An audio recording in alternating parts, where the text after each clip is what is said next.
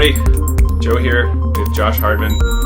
Josh runs Psilocybin Alpha. Josh, how long has your site been around? Since April 2020, so we're coming up to the 2-year mark. Yeah.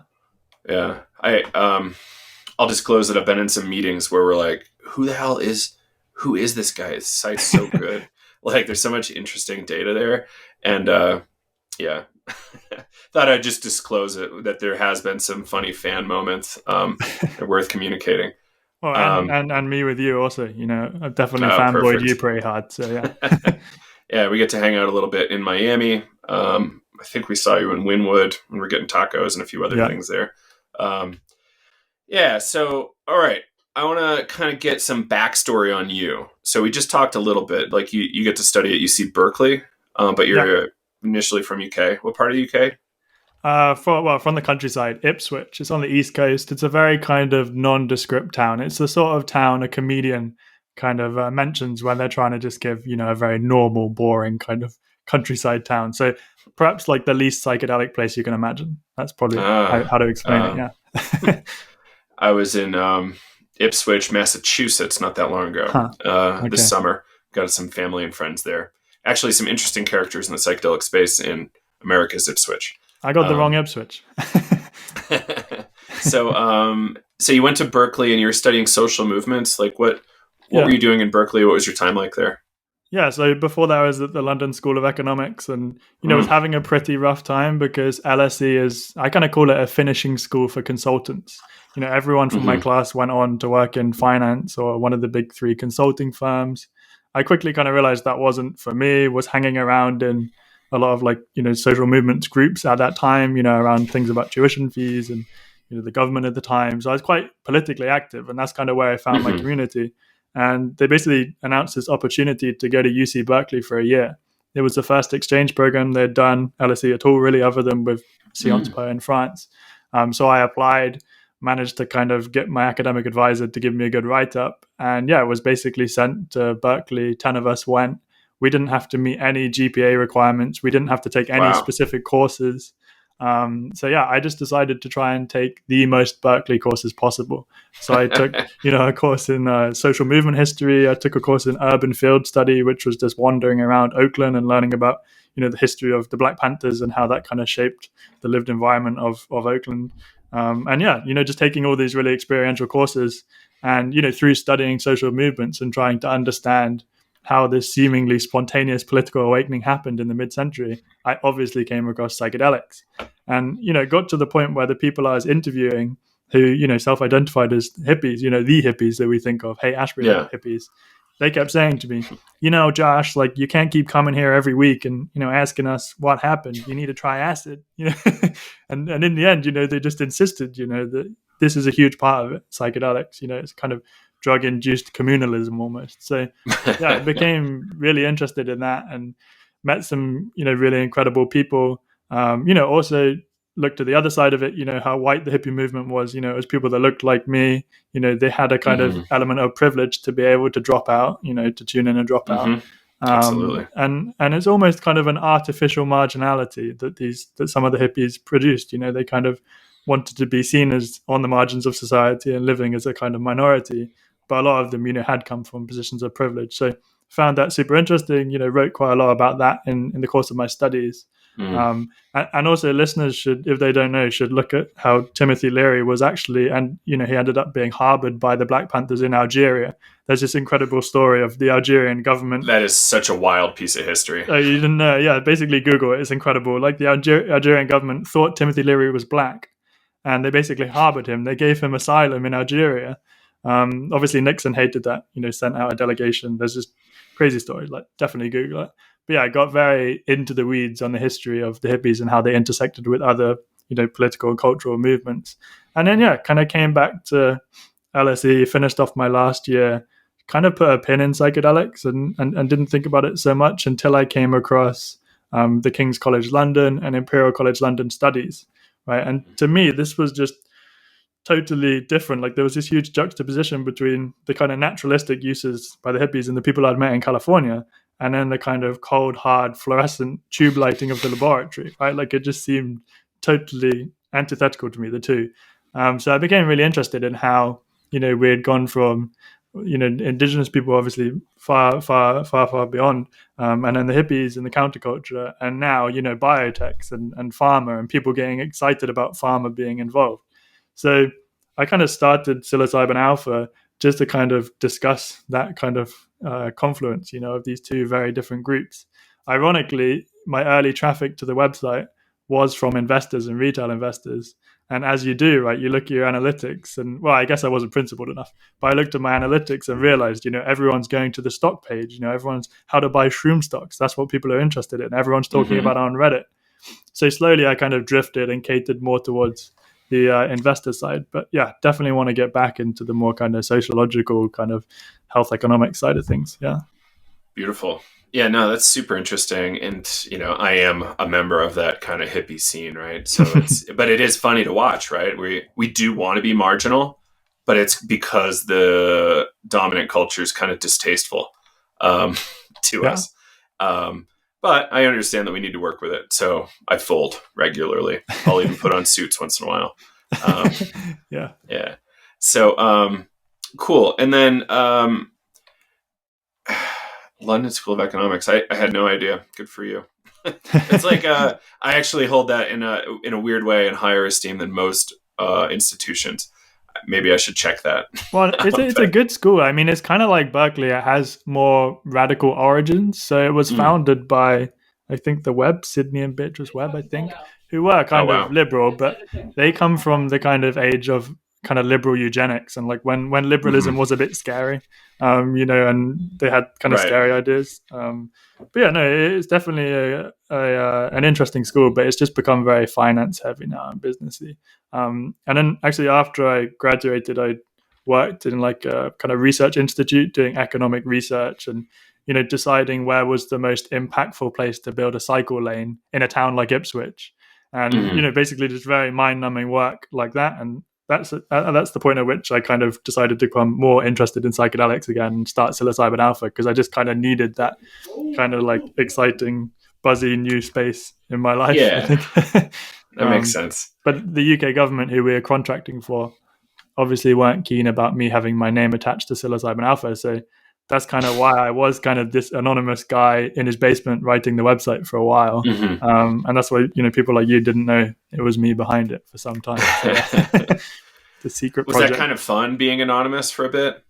Yeah, it was. But then it was fun being anonymous until I kind of wanted to get more involved in like these debates that are going on. I met Graham Pachenik, and, he helped me get up the curve on the kind of psychedelic patents and IP debates. And then I kind of wanted to be able to have, my own opinions and share those as an individual, without kind of threatening the brand, I guess, because Psilocybin Alpha walks this weird line between, half of the subscribers being investors and, looking for who has the best patents. And then the other half being, concerned individuals, other journalists, people from, the psychedelic space, who have been in it for many decades like yourself. So yeah, I walked this kind of weird balance between these two audiences. So I think, coming out, I guess, and attaching my name personally to it has made it easier for me to kind of have my own opinions, which is nice. Nice. What do you think, retrospectively, what were some of the most interesting stories early on with Psilocybin Alpha that really hooked you? Well, I mean, the point at which it went from just being kind of a side project to me to being, I should work on this full time was the November 2020 elections in the US. I remember I sat here up till like 5 a.m. in the UK, watching the results to see Measure 109 in Oregon, obviously, and the DC ballot initiative to decriminalize. I think, that was the point to me where, I saw not just, traffic to the website go up thousands of % overnight, but also the types of people that were reading Psilocybin Alpha went from, weed investors and crypto investors to, therapists and people seeking, therapy, emailing me hundreds of emails the next day saying, I want to get involved in this, like I've been working in psychiatry or psychotherapy for 30 years and I want to understand this new modality. And yeah, and also just a lot of desperate people, emailing saying like, how do I access this? Like, how can you get me in a trial? So I think, that was the point at which I was like, this is cool. Like there's more interesting people coming to the website now. No offense to the retail investors, but I did get sick of being asked, is now a good time to buy Mind Med? I mean, if I had that again, I would have smacked my head against the wall, I think. So yeah, it was just, that was the point at which I was like, okay, I think there's enough different constituents here that are interested that I could make a go of this and do this full time and make this my thing. So yeah, in terms of one event early on, that was definitely the biggest catalyst for me. Yeah. Beautiful. Yeah, that was a really interesting evening. I was really blown away. It was kind of a tight margin, but it wasn't that bad. But we've been watching it quite closely since, right? It's a lot of really interesting action. Yeah, Joe Moore from Psychedelic Science Funders Collab, he said at Horizons that it had cost them, Joe Green, Joe Green from PSFC, he said that Measure 109 cost $5.5 million, I think, to pass that. And he said that PSFC thinks that they could get 25 more states to pass similar ordinances for around $100 million. Wow. And those 25 or 26 states together would represent 2/3 of the US population. And when you think, if you look at that company, GH Research, that raised $125 million for a Series B just to look at 5-MeO-DMT, that's a private company that raised $125 million in a Series B. And Joe Green is saying that if they raise $100 million in donations, not in investment, they could have 2/3 of the US population in decrim states or legalized access to psilocybin states. That just kind of blew my mind. And I think, yeah, again, an easy prediction for 2022 is that we're going to see more of this kind of action, right? More decriminalization, more legalization. So yeah. Have you heard much about what's happening in Colorado? The few different bills. No, I mean we have the tracker on the website, but I just can't keep up with it. Tell me about it. Same here, man. It's pretty crazy. I'm told similar organizations that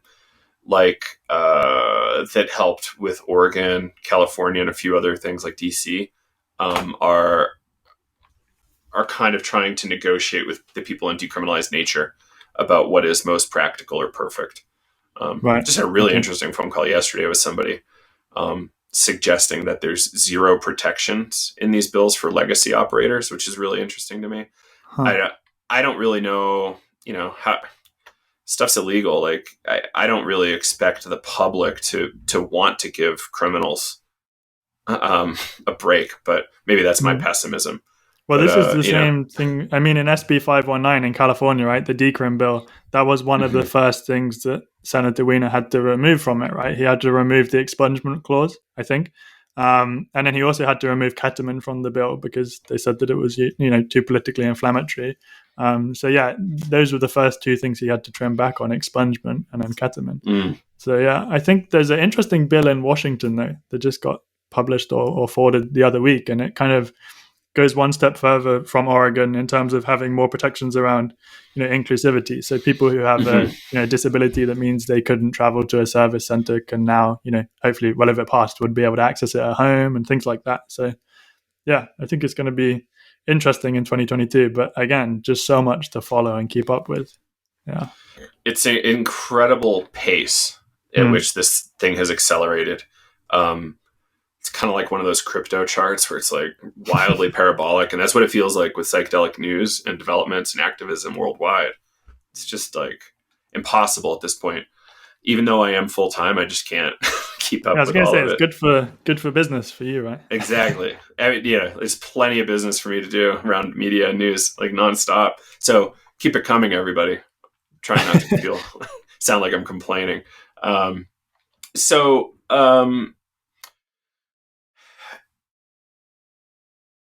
If you don't mind, I kind of want to explore some of these patent issues you've been looking at. Like really interesting and important conversation around, what are we as kind of legacy people going to be able to do, maybe, or what would some big companies try to exclude people from being able to do in the future? And not beating around the bush. Like I'm kind of most concerned right now about this Compass Pathways patent, but we've talked to a couple patent attorneys, and it doesn't seem like that patent itself will stick on crystalline psilocybin, but they have this kind of like thicket patent approach that should be able to protect them to some degree. I don't know. Have you looked into this at much depth? I mean, you need to get Graham Pachenik on the podcast. Firstly, Okay. I mean, like he's, my resource for that kind of thing. Me and Graham. He's the one running that nonprofit, right? He has his own firm, Calyx Law, but he's on the Chacruna board, and a bunch of other organizations, and he contributes to psilocybin alpha. But yeah, Graham's the reason we have the patent trackers on psilocybin alpha. I kind of stumbled across a Google sheet that he had made, and contacted him, and we agreed to kind of make it public, the information about these patent filings, just as a kind of way to increase the saliency of the conversation. But yeah, I mean, I certainly wouldn't profess to have a educated opinion on patents, and the technique that you described, patent thicketing, is in itself a very complex technique, and that's the entire point of it, right? Mm-hmm. You just try and discourage others from working on what's covered in your patent. And I think that's another big point. Even if these patents don't stick, and even if they could be challenged and they are challengeable, you have to have a lot of capital to challenge it, right? And you think, maybe someone like Carey Turnbull and Freedom to Operate do have that capital. But if you're kind of a small company or operator or a legacy operator, like you said, it's very daunting to kind of go up against a company like Atai or Compass, who just hired, this very well resourced kind of legal counsel, right? I mean, even if they don't hold up against the challenge, like who's going to fund the challenge? Also, I do think some interesting things did happen with Compass's patents in terms of Lars Christian Wild was on the record as saying that they wouldn't go after individual therapists.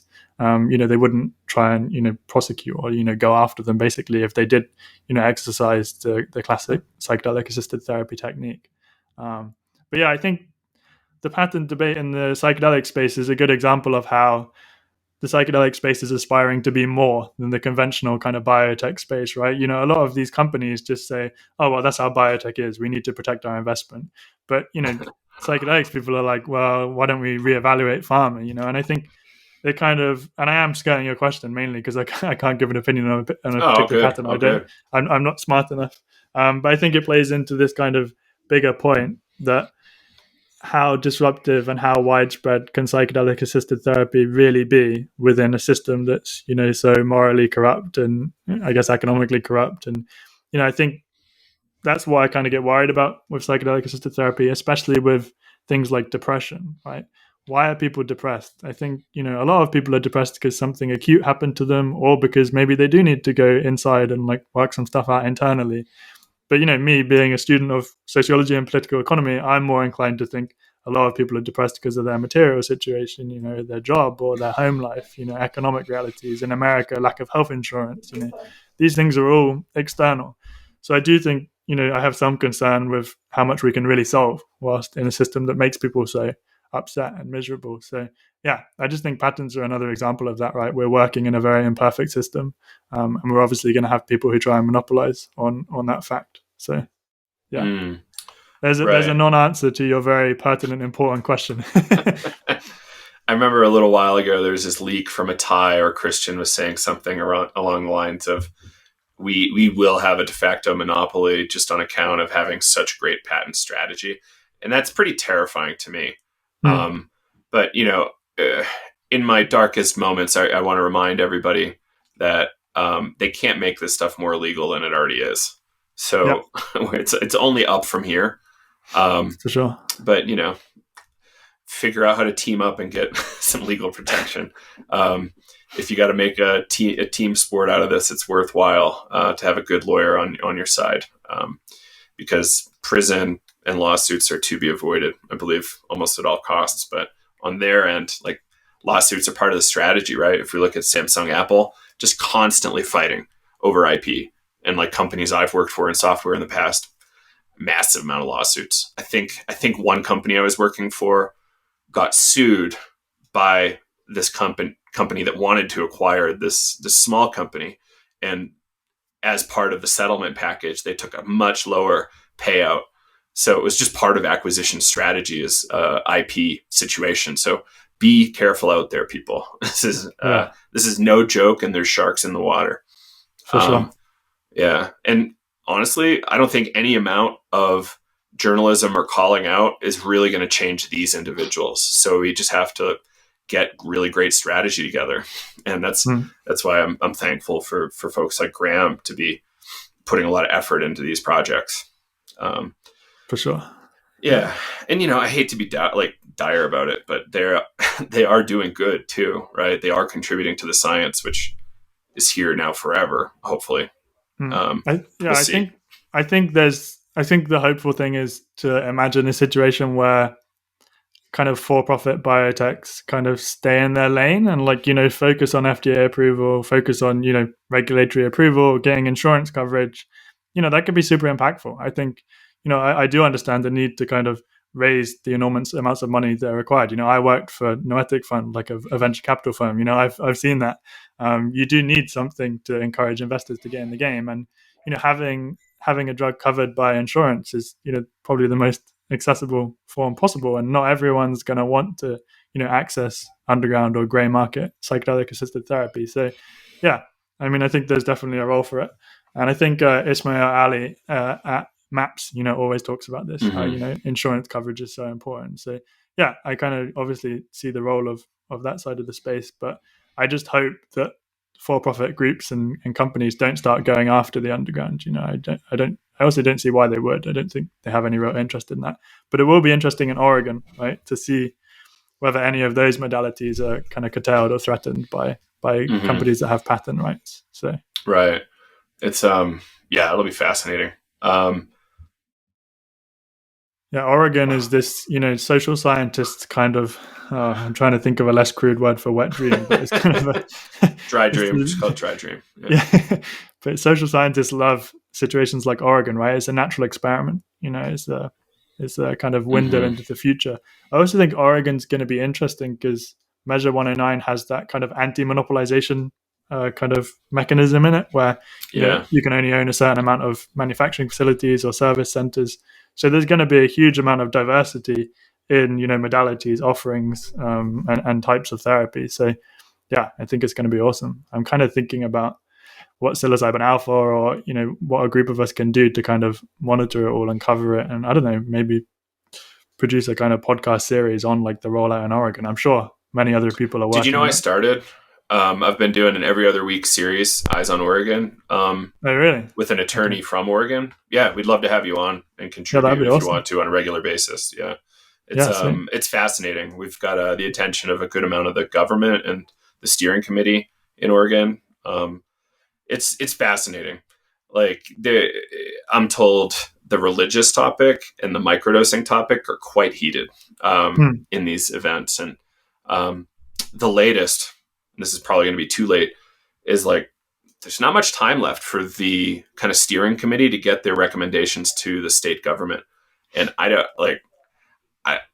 I'm a little nervous that they're going to be able to get through all the business they need to get through by the deadline. Applications open Jan 2nd, 2023, right? For licenses. Something like that. Yeah. So they have to establish their education criteria by June, July, I believe. Damn. So, training organizations would have to start delivering that stuff before January even comes around. Because, there's, I think, 145 hours of hybrid online in-person training required. There's a lot. So They have to get through a ton of business. And one of the funnest issues that I think they're going to have to solve is actually the where do mushrooms come from dilemma. In cannabis, this is a big deal. Where do the seeds and plants come from? So it's the start of the business begins in crime. And that's a really fascinating thing. So will there be explicit amnesty? Kind of doubt it. But, I don't think there's going to be much active prosecution or anything there. That's interesting. That's kind of like with Section 56 exemptions in Canada, right? This special access program amendment will allow, companies and organizations to legally supply the psychedelics to anyone who's given, access through the special access program. But under Section 56, these people who were being given exemptions, with palliative, diagnoses or terminal diagnoses, were still having to source, the mushrooms themselves and often grow them themselves. But, there was still a kind of entirely gray area. They couldn't legally source the mushrooms for which they had been given an exemption to access. It's this kind of bizarre situation. So, yeah, I think, like, as you said, like with cannabis as well, there's this weird interregnum between federal and local legislation, right? Especially in the US, obviously, there's this Oh weird kind man. of mismatch between the two. And how do you get banked? How do you get insurance? I got an email the other day from someone setting up a non-profit in the US, a psychedelic Hmm. assisted therapy non-profit, and they were saying, where do I bank? Like, how do I get insured? Like all of these questions, because obviously federally totally illegal. So Right. interesting. It's quite the situation. I so many companies get shut down on PayPal, Stripe, like all the socials. Um, my primary issue has been around saying international wires. So I've now switched in part to using things like Coinbase for like doing rapid transfer. It takes moments instead of days. Yeah, like recently I had to go to the bank like a 30% success rate with wires. Damn. So I just have to keep going back. So I'm like, how is this tenable for like any business? No, I think I saw Double Blind had their PayPal suspended. I think it was them. I saw on Twitter the other day. They're constantly having issues. I feel bad. It's like it's just how you present yourself on there and the type of posts you make can really trigger their I don't know, punishment algorithms. Well, I remember even J.R. Rahn, MindMed's old CEO, he got banned on Instagram. I think he mentioned cocaine addiction or something, and he got banned. So. Oh, but yeah, I don't know about psychedelics today, but we're always getting strikes on Twitter and Instagram, and then we just have to have them reviewed.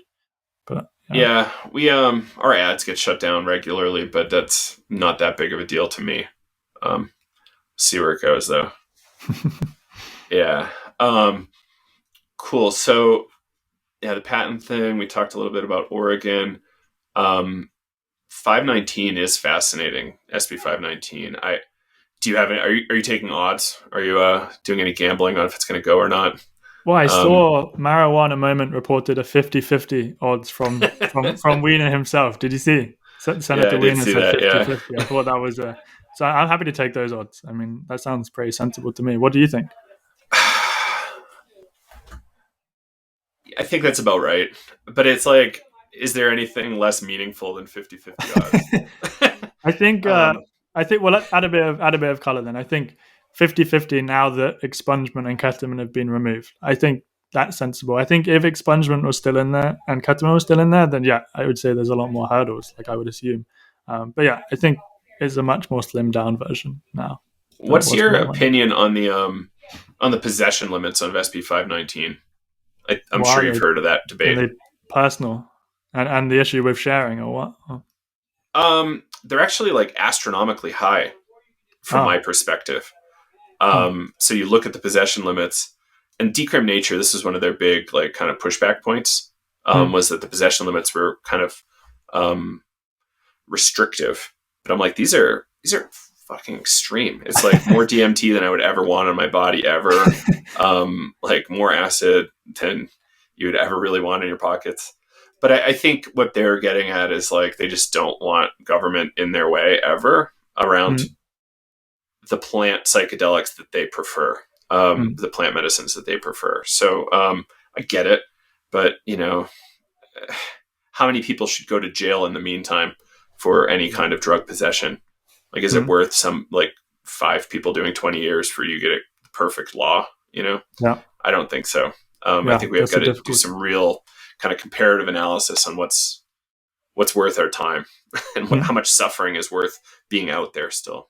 I'm kind of like the drug war ending the drug war is the be all end all for me.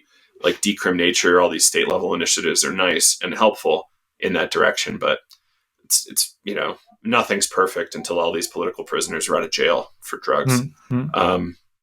Perfect is the enemy of good, I think is the saying.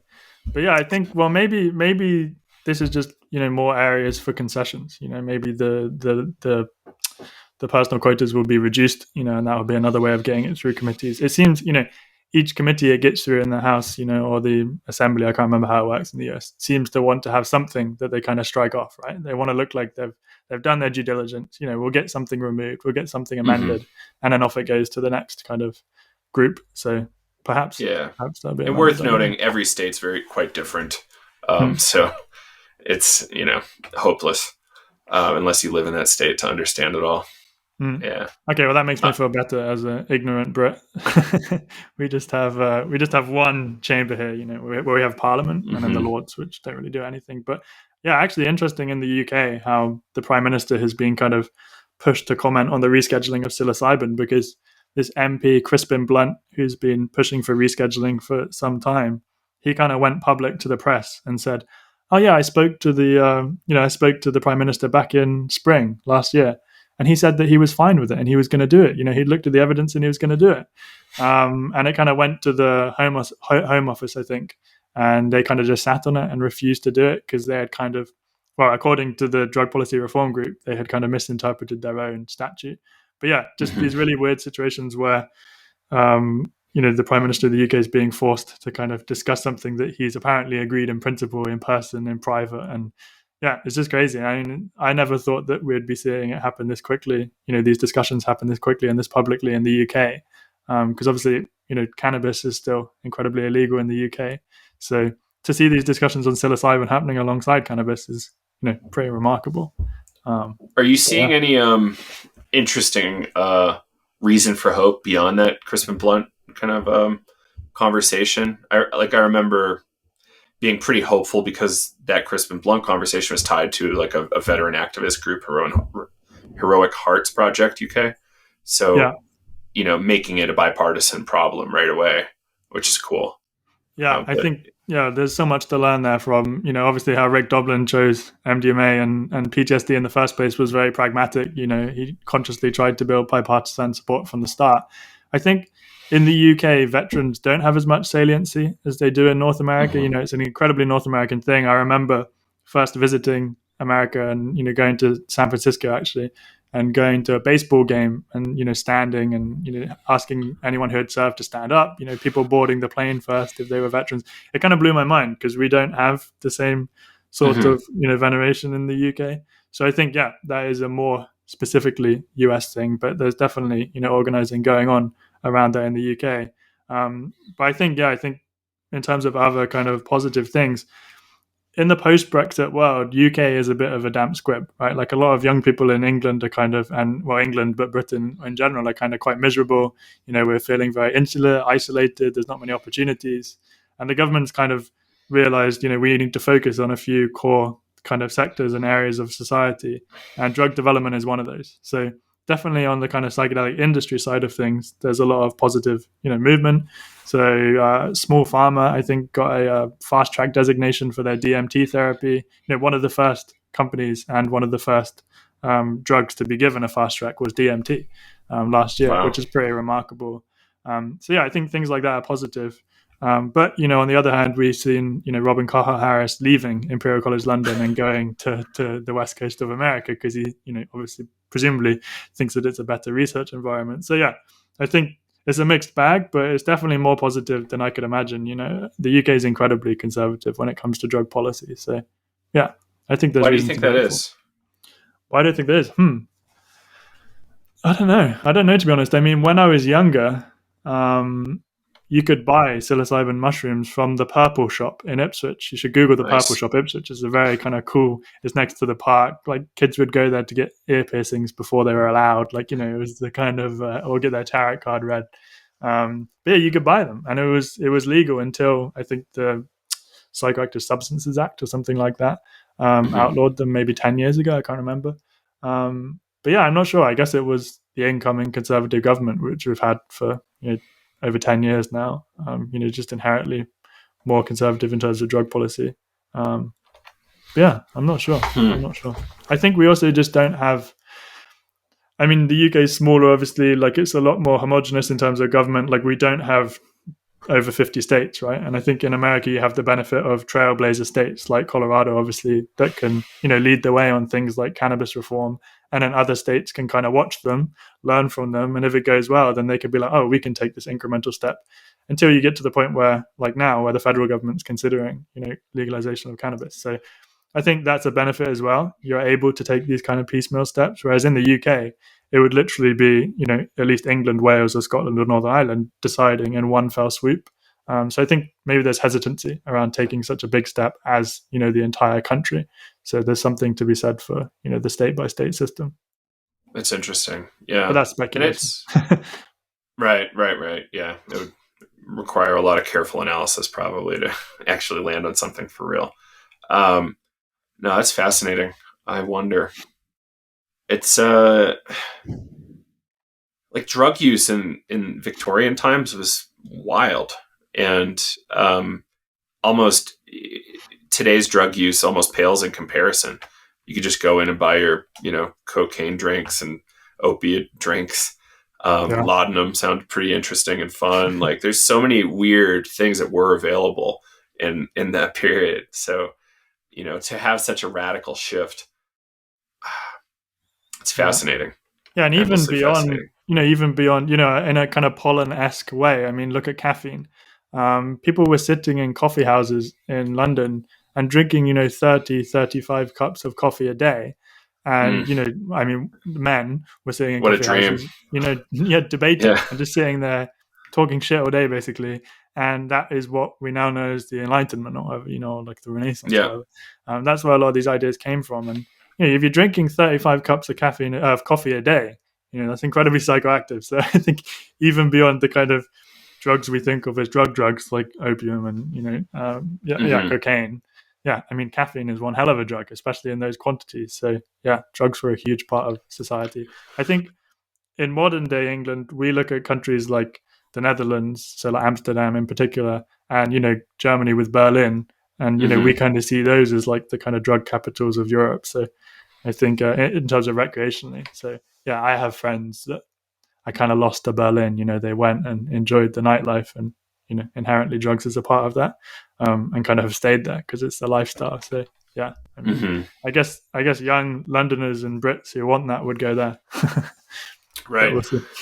David Bowie did. Yeah. It's long standing part of the culture there, so it makes sense. And that's actually interesting, right? Like people don't necessarily leave the United States as readily as Europe and UK. Like people Mm-hmm. leave their home countries quite readily and travel a lot more than we do. So maybe that's one of the reasons. Like because you not fled, repatriated elsewhere or repatriated elsewhere, like you don't have as much influence in your home country or your new home. Mm-hmm. Yeah, so it's a That's fascinating certainly going to change possibility. now. Certainly going to change now post Brexit, right? I mean, you could look at Europe as kind of some states in America are as different between each other as countries in Europe. You could say that Europe was kind of a conglomerate of states, but now with Brexit, it's so much harder to leave. I couldn't go and easily live in Berlin now if I wanted to. So yeah, I think it's Right. going to be interesting. Maybe that is going to kind of reshore and kind of bring home some of the drug policy reform efforts now that people can't just choose to go to a more liberal country or a more liberal city in the European Union. Maybe that's going to encourage British kind of home-based drug policy reform efforts. I mean, that would at least be a good outcome of Brexit, and there aren't many. So There aren't many. no. Um, yeah, and all efforts to stall or about face have failed, right? For Oh yeah. Brexit. Yeah, Yeah. yeah. I mean, I've lost count. I think the last thing we were negotiating about was sausages and whether we could export Good them to lord. Northern Ireland or something. I mean, God, I lost track. Yeah. Good lord. And are there any massive implications for psychedelics because of that? Like, might there be Hmm. less travel to places like Netherlands for psychedelic sessions, for I instance? think. I mean, I don't know anyone who's had issues who have gone to countries like the Netherlands for that purpose. I mean, obviously they're not readily declaring that at the border of entry that that's their purpose of travel. But no, I don't think there'll be any issues there. I mean, obviously it does increase the pressure that can be put on the UK government because they can no longer claim that obviously they're still in a lot of the international agreements, but they can no longer claim that they're bound by some law that's nested in EU law, for example. So yeah, I think it gives us as Brits more ability to pressure our government to make changes. But yeah, I just think I'm not very optimistic about this government's um, capacity to change. I don't think they're particularly interested in that, but that's my personal opinion. But yeah, Hmm. I don't think it should. Yeah, I don't think it will curtail people traveling to access psychedelics at the time. Great. Yeah. Yeah, I think perhaps maybe the only thing would be economic impact, like decreasing ability to travel due to finances. But perhaps Brexit will be a boon for the UK. We'll perhaps.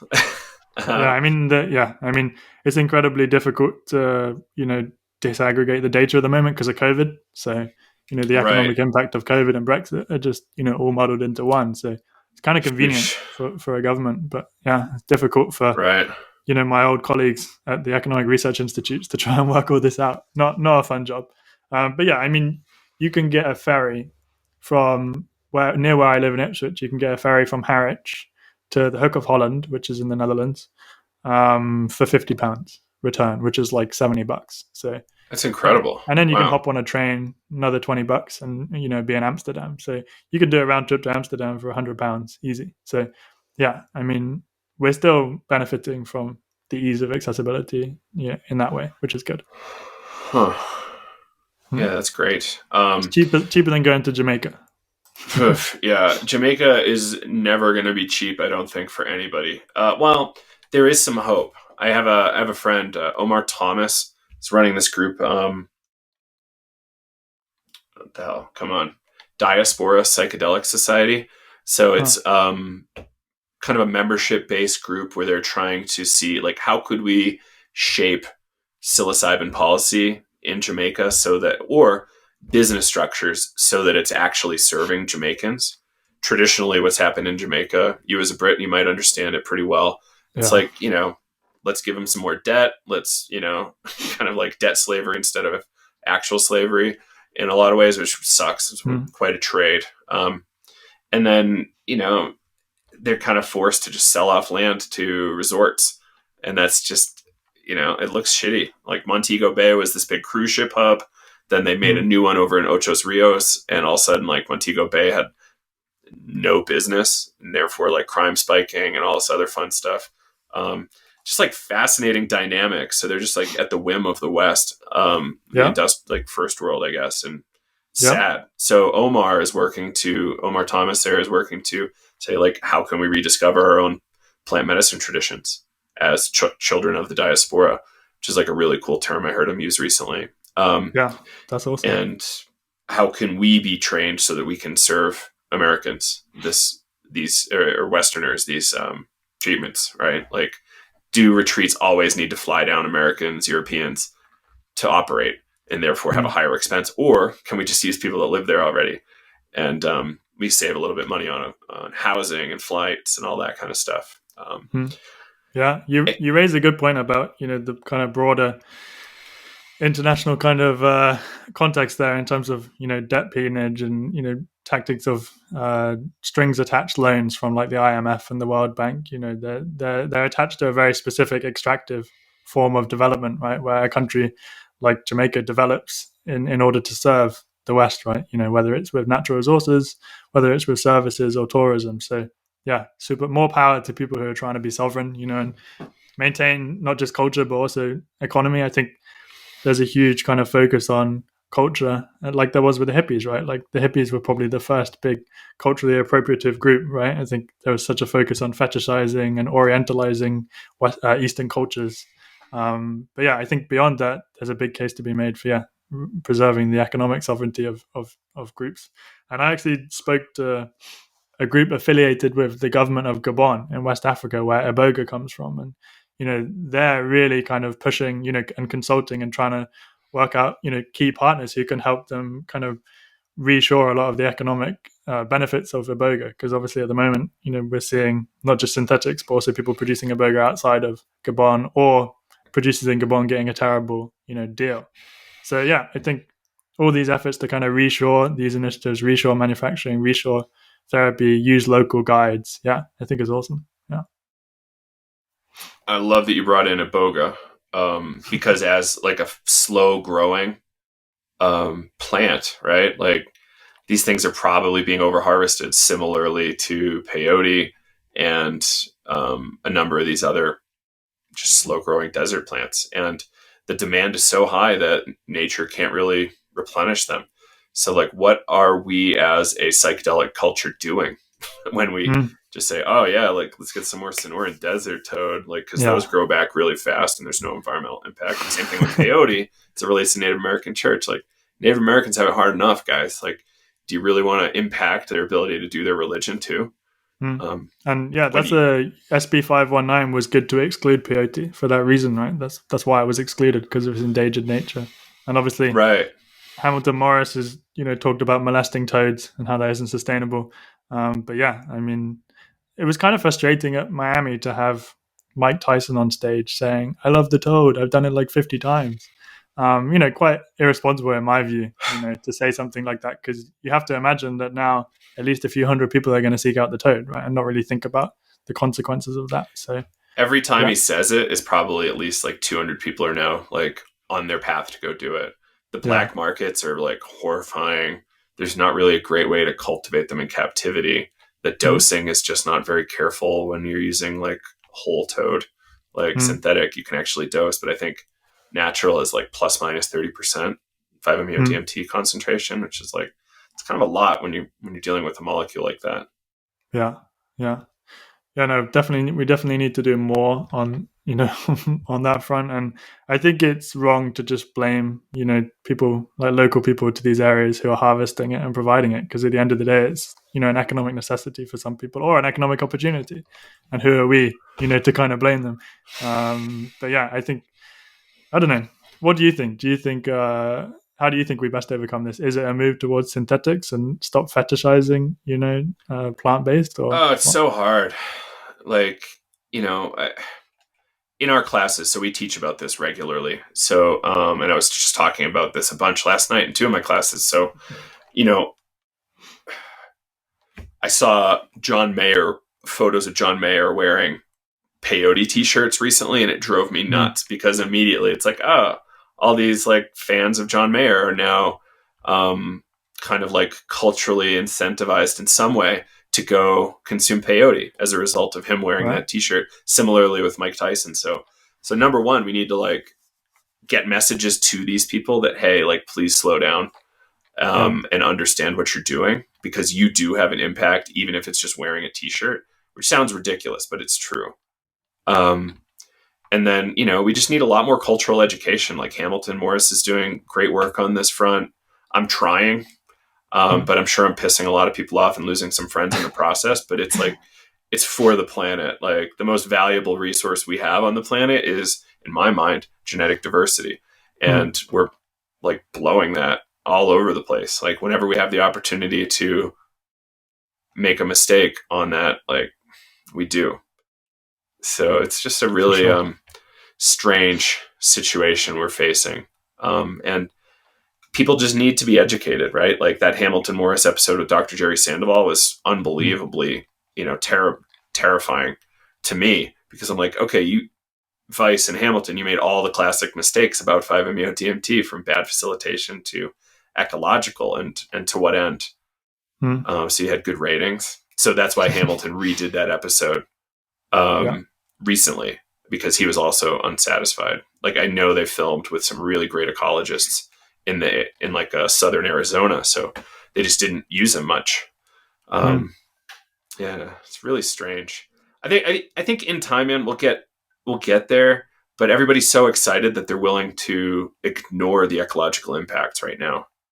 Yeah, I think people also just, again, like, go back to their individual. They're like, well, it's just me doing this once. I think is the classic issue of it's hard to kind of aggregate our individual actions up into, and that's the issue of climate change, right? Like, it's difficult for all of us to imagine how us doing something that's ecologically damaging will scale up to general ecological damage. But on the flip side, it's also difficult to imagine how me taking the bus to see my friend later is really going to make a huge difference over me taking the car. I mean, it's just this classic issue of how do we take our own impact seriously, and really think about it. And yeah, I think with plant-based psychedelics, I think like, as we said, with indigenous people, like, there are people that having a plant-based psychedelic is important to, it has spiritual lineage that's important to them. And yeah, I just think people, especially like myself, like, should reserve that for those people, right? I mean, they had it first and they've protected it all this time. Who am I to go in and take from that non-renewable stock? So yeah. Right. Is LSD not good enough for you? Are psilocybin mushrooms, which are never gonna there's never going to be a lack of those, or those not good enough for you. So like, well, think unless very Uncle carefully. Ben stops producing those packets of rice. I've not. I had to get out of the grow. So I used to grow way back before this podcast, and I've been hearing so much about this Uncle Ben tech. I'm like, that's fascinating. Like, it's that easy. It's pretty cool that the grow can be that democratized, and that's like one of the things. Like, was it Kevin Kelly wrote this book, What Technology Does? It was really helpful for me understanding. He was one of the co-founders at Wired Magazine, I think. So he, studied technology for a long time. So, what technology does helped me have an interesting and helpful frame here in psychedelics. And it's why, as distasteful as I think Peter Thiel is, like his book 0 to 1 is really helpful. You can have a de facto monopoly if your thing is exponentially cheaper and or exponentially better than what's available. But, he goes further and creates all sort of, kind of crappy patent strategies that are obnoxious and anti-competitive, really. Yeah. So like, if we believe in capitalism, we should also believe in competition. But the system that we're dealing with now is not exactly pure capitalism. It's like crony capitalism that's got all sorts of gross things built in. So, when I try to clarify with people who just want to go hard at capitalism, I'm like, you got to let's dig a little deeper and clarify our terms and like what we're dealing with here and understand it in a historical context, as opposed to just going, capitalism. It's like, yes, there's issues. But wait, so presume from what you're saying, I'm presuming that you're kind of excited about decentralized finance and cryptocurrency and that kind of thing, and how that kind of interplays with decentralized healthcare or whatever, or decentralized wellness. I don't know. I didn't even think about D-health is what we'll call it. Did you just found that? I like that, actually. I think most government apparatus in the first world is like really horrifying. A lot of really bad track records, I don't want to go on a massive anti-government tear right now, but I have it in me. But it's also kind of weird. It's balanced out with a weird bit of patriotism. It's like, okay, the United States is obviously the worst country in the world. Like, ... Really? Like, I don't think so. Like, look at the history of plenty of other European countries, and how, like, the track record is pretty heinous across the board in most large countries. Like, and look at what China's doing right now with the Muslim population. It's really not pretty. So, we just have to contextualize and not kind of have blinders on, right? If you want to stay insular, you can have all the distorted visions you want, but there's a lot going on here. But really, DeFi, I think anything that takes power away from something like the US federal government is good. Like, if it's not violent, it's probably good to take a little bit of power away. So a thing like DeFi, separating that money from government, I think is a net positive. So DeFi is really cool to me because it's just, people are going to lose a lot of money in the next couple of years, but I think over time, when it becomes mature, it's going to be a great thing for us to have. I remember one of the forget her position, Elizabeth Warren, something like that. A politician that's like generally liked in the American left, Elizabeth Warren, she said something like DeFi is like the best thing possible for terrorists. It's like, come on, like, get a grip. And this is just them kind of folding to Goldman's, probably pressure as usual on the left. But who knows? Maybe not. But it's again, they want control and visibility in everything we do, similar to China. I'll say some other glib things in a moment here for you, but like the general impression in America is California leads the country by like 7 years, the rest of the country. And then are we mimicking China in a weird way, or are we trying to do the opposite of what China does? And I think it's kind of a hybrid. Like, China just banned Bitcoin, so like, are we going in that direction, or are we going to lean into that? I don't think we're going to ban crypto. Like, it's impossible. Like, the whole idea of software as free speech was really a fascinating thing for me in the early days when all these hacker tools were coming out in the 90s. It's like, no, software is free speech. Like, you can't, like, we have to be able to make these things. Damn, I wish I was born in 95, but I wish I was born a decade earlier, or 2 decades earlier, so that I was coming of age in that kind of decade of hacking and open source software. I think is just so cool. Yeah, I kind Oh of missed man, it that was wave. fascinating as Linux was growing. Like this, Mm. so like I carry a lot of this like Julian Assange like cypherpunk Mm. ethos, and I try to like how can we implement it here? You know, Mm. like the techniques really aren't that hard in psychedelics, both for facilitation and for manufacture. Like there are some highly technical things, but at the most part, this thing has been done at a very human scale without PhDs for millennia. So like, you know, Oregon, for instance, you can be a high school graduate with this 145-hour program and you're good to go. Like, it's pretty awesome. Pretty, Yeah, like, it really lowers the barrier to entry for so many people. we just have to hope that that it remains safe and effective, and that we don't get people who capitalize on the lower barrier to entry, and bad actors and opportunists who deliver this, and we might see some adverse outcomes, and then it could ruin it for everyone. But I mean, again, you can't have that pessimistic view of human nature, because open source projects in the past have proved that humans are generally collaborative and do generally try and do the right thing. But yeah, there's always some concern that some people could ruin it here in Oregon. But yeah, we'll Yeah. see. It's we'll see, right? Like, I don't trust that PhDs will do it right either, right? Like, I've been around a number of these folks and I wouldn't trust them to run a session for me. Like, it's me as a discerning consumer maybe, but it's like, that's quite the issue to sort out, right? Like, top tier people that have all the regard in the world. And, Joe Moore wouldn't trust him to sit for him. Like, it's kind of damning of the field as a whole, maybe, but I think it's worth saying. Like, people need to know that just because you're credentialed, it doesn't mean that your client or the experiencer you're serving is going to have a good outcome. For sure. Like, all the credentials in the world, I don't know. You just buy those things. It's like buying a title. Like, not exactly. Yeah. Like, well, some of them. Yeah, some of them. Yeah, some you can. But I hate to have such a pessimistic view here, but it's what are we really doing? And like, is a 3-month training program adequate? Is 145 hours adequate? Like, in my world, 3 years, 2 to 3 years minimum is the right move, because people have to be doing their own inner work. Yeah, but there's a time pressure, right? As you said at the top, absolutely. there's a huge time crunch here. Like, people are going to want this therapy. It's going to be, we have to assume it's going to be incredibly popular. Yeah, I mean, hopefully it's not going to be rushed.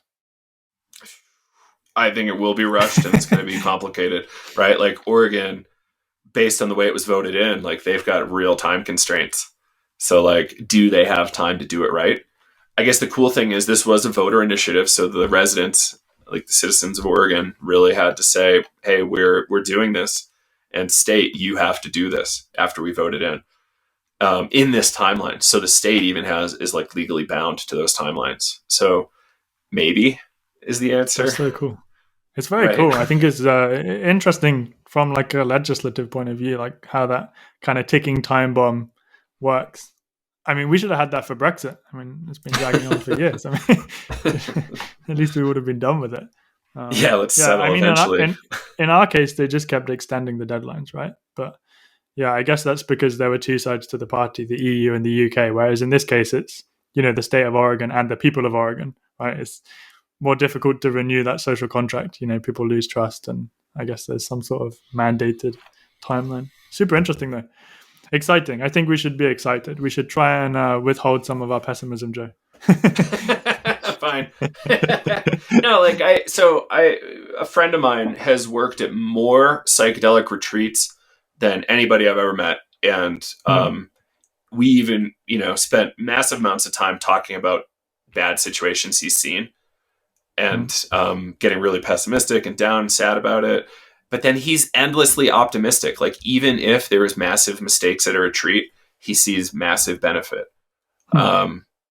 despite, mistakes. And I'm not doubting that people can have a bad trip and maybe have some traumatized thing, but, traumatization chasing them around later. But, is that the worst thing in the world? Like, maybe not. things have to get scary once in a while with psychedelics. Like, it's never going to be always rainbows and sunshine. There's,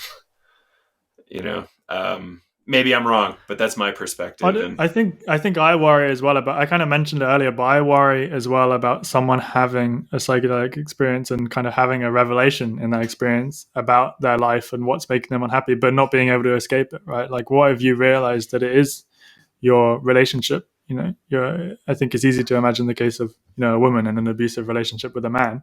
Like, what if you realize that's the source of your misery and trauma, but you can't escape it for whatever reason because you're at danger, or if you realize it's your job, you're just not fulfilled, but you can't get another job. I think, I don't know. I just think those people are going to be endlessly traumatized, not by something, acute that came up in the experience and terrified them, but by the realization that the thing that's making them eternally miserable, they can't escape. So, and I think that happens on an individual level, but if that happens on a large scale, that's where it could become threatening to governments, and that's where it could become concerning to political actors, like it did in the in the 60s and 70s. So I think, I don't think, by no means are we going to see that on the level of Oregon, I don't think. But I do just think, as access to psychedelics increases, we are going to obviously see concerns from the incumbent politicians about the mind opening and consciousness expanding nature of the drug. So I wouldn't be surprised. Have you heard of people coming out of clinical trials and having problems on the tail end? I've heard of a couple in the UK from the Compass trials, and actually they set up a group as well in the UK. I can't remember the name of it, to provide integration, because obviously the clinical trials are very strict in the protocol, right? Once your psychological support, as Compass calls it, is over, it's over, like it's done. So I know of a few people in the UK who came out of the trials and just felt quite listless, even if they had received some benefit in terms of the primary endpoints, like the depression ratings.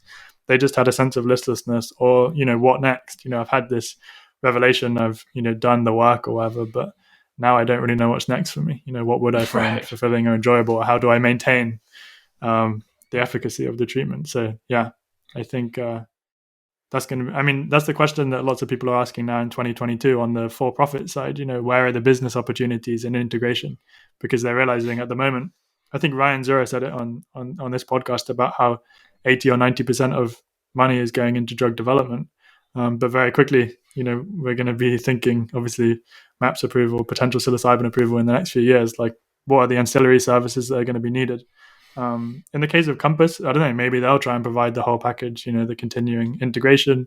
There's talks from companies like Compass and Atai that they'll use a digital therapeutic, like an app, to predict when you're slipping back into depression, right? And then they'll kind of ping you, and not ping you, but alert your doctor or primary care provider and say, we think, Josh needs another Comp360 session. Let's get him back in. So I think some companies will be ambitious and try and, provide that whole treatment arc. But I think we're going to have to think a lot more about integration. Because a lot of Goldman Sachs article headline like, oh yeah, it's not a good business to treat people. It's curing a sustainable business model. Unbelievable. Yeah, exactly. But then when you think about it, with the reason psychedelic companies are so disruptive to the healthcare system is because something like Prozac is chronically dosed. It's like almost a recurring revenue model. It's a subscription model, right? And obviously psychedelics can potentially not cure someone, but put them into remission, at least clinically, in 2 or 3 sessions. So you could say that if a company is able to capture the integration part of the treatment arc as well, that's where they start getting their recurring revenue. That's where they start getting their traditional pharma subscription model. So and it's also how they manage to capture people when they slip back into their depressed state or their indicative state, and then they bring them back in. So I wouldn't be surprised if the larger companies at least try and do this. And obviously MindMed has its own kind of digital therapeutics division. But again, as a European, I find digital therapeutics, a lot of them, very scary from a data point of view. But let's hear it. Well, let's hear it. Oh, so, us Europeans, I think Germans especially, I have German friends and they're terrified of this sort of thing. But I just hate the idea of my data, even metadata being, collected, aggregated, and then used to make assumptions about me, phenotyping my mental health based on my data. I think it's scary from like a advertising point of view. I think in the UK, Facebook and Instagram said that they're able to tell what point at which a woman is on her menstrual cycle based on their digital data, and then they sell that data obviously to Domino's Pizza, who suggests at the most likely period of your menstrual cycle when you might want a Domino's Pizza. So I think that kind of thing's scary. So we've seen that's happened. Yeah, there's like an article in Wired, I think, about it. But yeah, I think that's kind of the scary side of it. I think the good side is obviously like if in a very aggregated, anonymized way, we're able to predict who might benefit from these therapies, who might be at risk from them, then that's obviously good. But yeah, I just don't have much confidence in whoever's going to be the arbiter of that data. I mean, in the UK, I guess it would be our National Health Service. But yeah, it just scares me on an instinctive level that a company like Compass Pathways might have my data and be able to make assumptions about my mental health. I mean, which is probably anti-progress of me, because I'm sure it's going to be very useful, but it just scares me. I don't know why. No, it makes sense. Like, European data privacy laws, generally speaking, are better than American data privacy laws, because of, history and, like Patriot Act, all that kind of fun stuff. So like people reacted to that, but they don't necessarily react to health data aggregation, which I find interesting. I don't know why. I see it as more of a fringe topic here domestically. Some people are concerned. But like, I spent 20 years in software, so I saw like the benefits of software and big data. But I'm like, how can this be done in a healthy way is kind of where I keep leaning on. Because it's like, we can be Luddites and try to burn it down, but should we try to vision what the perfect thing is and make that come to fruition, and iterate towards perfect. We don't need perfect. We just iterate towards it. But we do need to respect privacy, right? Like I don't necessarily want targeted ads based on my therapy sessions. Like it'd be kind of shitty. Well, also I think it's beyond advertising and targeted advertising. Think about your insurance company. In America, right? Like think about your insurance premium increasing because suddenly you've been identified as at high risk of having depression, which is expensive, or PTSD, which is expensive to an insurance company. I think things like that are scarier. But yeah, I agree. I think there's huge potential and for it to do a lot of good and positive stuff, and it might even be a prerequisite of being able to get long-term insurance coverage for a lot of these therapies. We're going to have to prove some way that they're cost effective. But I just think again, it comes back to who's the gatekeeper. Who's holding the data? Who are we trusting to anonymize it and aggregate it? I think that's the main thing. And obviously in America you have HIPAA and regulations around that. So, do you have safety things like that in the UK, like HIPAA? I mean, we don't really have much portability in terms of our health records because we have the NHS, right? So, with private health insurance, often you just kind of self-certify what your pre-existing conditions are. You don't necessarily allow them access to your NHS records. So we don't really have a need for, our data to be shared beyond the NHS. There was a big thing last year where the NHS created NHS Digital, which was this partnership between the NHS and for-profit drug developers and companies where they were going to share data. And a lot of people my age, in their 20s, opted out, and had this big movement to opt out. But again, like as you said, maybe by opting out, we're preventing the identification of it I think individuals can opt out, right? Like, and statistics work for a reason. And if we have a big enough sample set, we can do that. And it's okay if people opt out if they don't want to be involved. But it's like, how do we understand it and trust these people enough? Like, or should we? Like, there are going to be people we don't trust, right? Like, did you watch the movie The Big Short? Yeah. At the tail end, they transitioned over to water being like the new, really interesting commodity. And after that is information. It's like water and information are the new oil.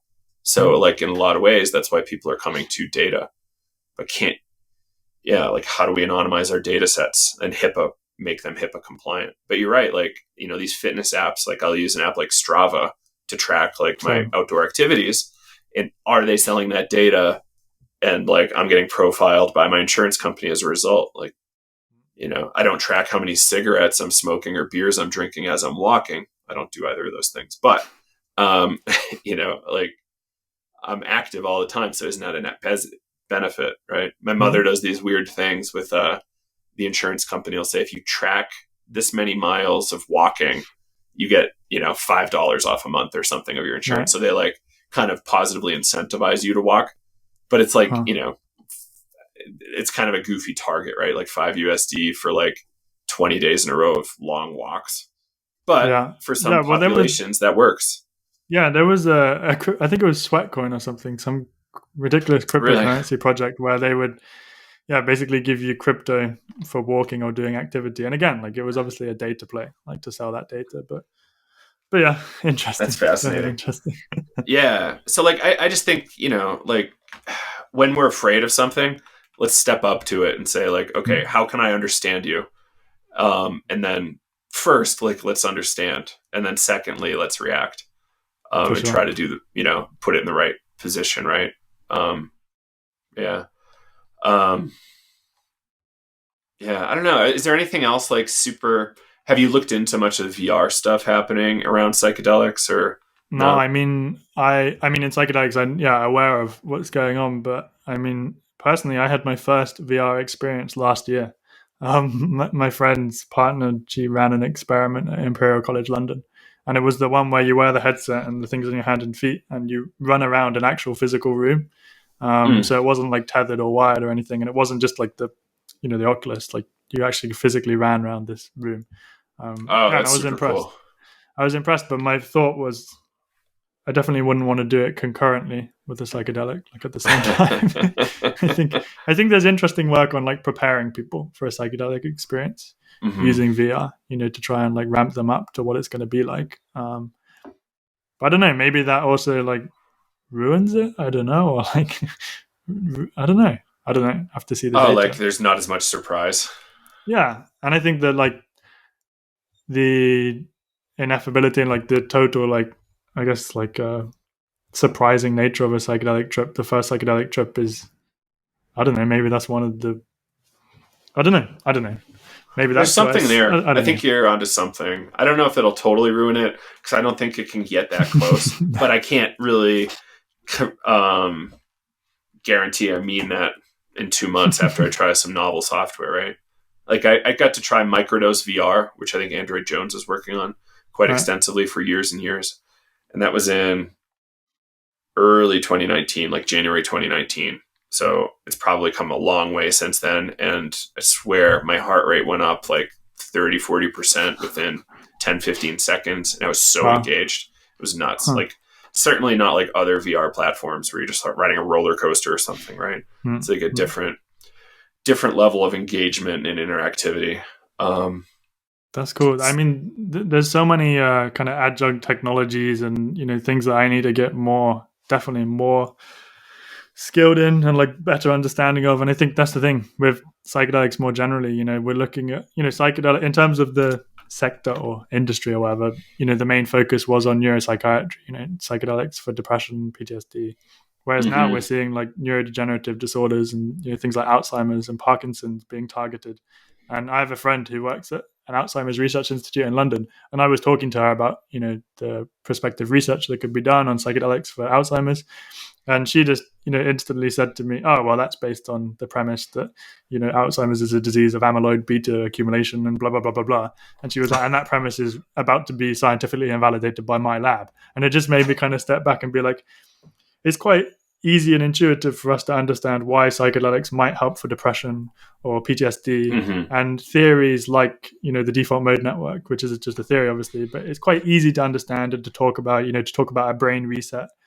But when, we start looking at psychedelics for these, I guess more like neural and like, I don't know, like degenerative and neurodevelopmental disorders, it becomes a lot more scientific, right? And it's suddenly hard science. And you can't just pretend or have like a high level understanding of Alzheimer's or Parkinson's. Like they're incredibly complex and developing fields in themselves. So I think I personally am getting stressed out every time I see a new indication or a new like disease being explored, because I'm like, well, damn, now I need to become an expert in neurodegenerative disorders, or I need to find someone that is. With Graham, when I was struggling with IP, luckily I stumbled across Graham, and he became my expert on that. And when I was struggling with drug development in general, I met Michael Hyken, and he became my expert on that, who helped me a lot.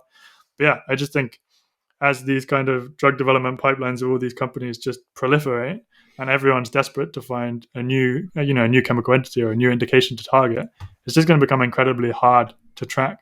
So that's definitely my project for 2022. And if anyone's listening and they're experts in any of those particular areas and wants to help public understanding of how psychedelics might help, or or might be bullshit, might not help those areas, then yeah, I would love to hear from you. Yeah, I think that's important, and thanks for pointing it out. It's I try to be an expert in so many things, and it's just not helpful, right? So what's helpful is being somewhat literate, and then you can find those really great people that can be helpful. So you're not like overreaching and going into, maybe we'll call it dangerous territory for lack of a better description. Yeah. So and you're not falling for a Theranos. That's the other concern, right? That a lot of people are happy to take advantage of knowledge gaps for the wrong reasons. So yeah, it's a big deal. Cool. And what else is coming up in the rest of 22 that you're hopeful for psilocybin alpha? Wow, focusing more on, as I said at the start, started off being mainly focused on investors, particularly retail investors, tracking the companies in the space. Want to continue doing that, but also, have more of a focus on the sort of cultural and societal impacts and narratives. So yeah, digging into the patent discussion, which is going to be unfolding a lot as more of these patent applications get published. Kind of tracking the consolidation that I'm expecting to happen on the for-profit side as, some of these companies get put in a kind of pivot or perish situation. Whether a larger company, decides to investigate the indication they're going after or the molecule they're going after. I think that's going to be an interesting story. I predicted consolidation in 2021. Like back in 2020, I was like, next year we're going to have to see some consolidation, but we didn't. So I just rehashed that prediction for this year.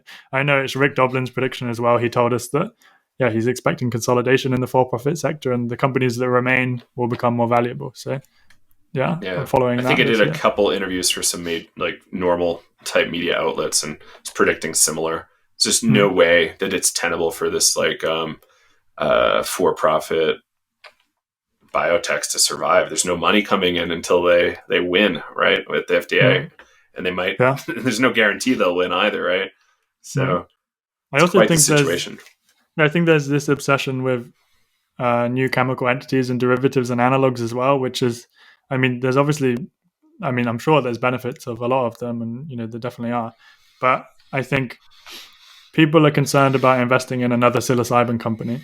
So if you can take a derivative, an analog, or a new chemical entity entirely, even if it's very similar to psilocybin, to the investor or to like the untrained eye, it's new, it's novel, it's going to get a patent, so therefore it must have some value. I think that might be a big story in 2022 when we start realizing that a lot of these supposedly new chemical entities either start failing in preclinical work or in phase 1 work, or they're just not that remarkably different, right? So yeah, I think that's going to be another story. NCEs and derivatives as a failed attempt to diversify and have a unique value prop for these companies. So like all this Gen 2, 3 talk is kind of iffy from your perspective. Like I kind of think it is a little bit, but I think there's going to be at least a couple winners in that category. I just have no idea who they're going to be or for exactly. what. Yeah. I don't think it's iffy. I think there's a lot of good work going on. But yeah, I just think that relying on an NCE just to like give you some unique positional value prop in itself is not enough. Like there's so much work that needs to be done to validate a lot of these molecules, and also a lot of the non-hallucinogenic psychedelics that are definitely exciting for things like substance use disorders and for pain disorders. Definitely exciting, but again, like we don't even know they're non-hallucinogenic. We've only tried them in animal studies, so we're still a way off even knowing whether they cause a trip or not. Maybe we should assume that people at these companies who are raising tens of millions on the basis that they're non-hallucinogenic might have slipped one or two. I don't know. But we would hope, right? Maybe a little bit. But yeah, I just think that we should expect to see a lot of failure, right, in studies in 2022. 2021. Right, and I feel like this is said a lot, but more people are probably going to lose money than people are going to make money in this like investment game here. So like, are you smarter than or do you have enough energy to outcompete in intelligence processing large VC and investment groups who are probably more equipped to handle this than you are? And like, just be careful out there if you're investing. Like, I think I sold all my psychedelic stocks. Like, I don't think I hold any anymore, which I'm okay with. I think I sold them before they really, really tanked, which is nice. But still, like, I think I made maybe $50 total. Like, nothing crazy. And spend all at once. Yeah, right. I sold all of my, I had very small positions at this, mid 2020, so you can guess what that was. But yeah, I sold it all when I took psilocybin alpha seriously, because I just felt I didn't want to have that internal conflict, about writing about companies and then being worried about, am I being objective? Am I being objective when I have $50? Like yeah, right. Like, what's the tipping point for like influence? It's kind of funny. Yeah, for sure. Cool. Well, I think we're good for now, except one last question. So you're saying I should buy MindMed? Kidding. I don't have a wall near enough to smack my head against. No, it's fascinating. People ask me all the time, and I have nothing to say. I'm like, I have no clue. I can't tell you. I just, understand biotech, and that's your first step to like understanding, if these are reasonable investments or not. But not my bag really. But I can't wait. I think I'm going to start doing some more research and digging on this kind of content. So thankful for you as a groundbreaker in that area.